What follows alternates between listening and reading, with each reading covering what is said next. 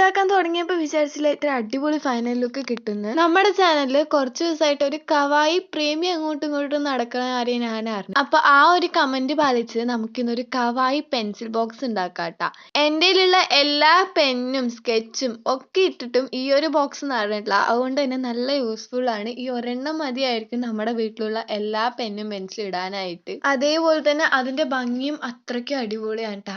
ആര് കണ്ടാലും ചെറുതായിട്ടൊന്ന് നോക്കിയെങ്കിലും പോവും. ഉണ്ടാക്കുന്ന സ്റ്റെപ്പൊക്കെ വളരെ ക്ലിയർ ആയിട്ട് ഞാൻ വീഡിയോയിൽ കാണിക്കുന്നുണ്ട്. അതുകൊണ്ട് തന്നെ അതിന് പ്രത്യേകിച്ച് എക്സ്പ്ലനേഷൻ ഒന്നും ഞാൻ തരുന്നില്ല.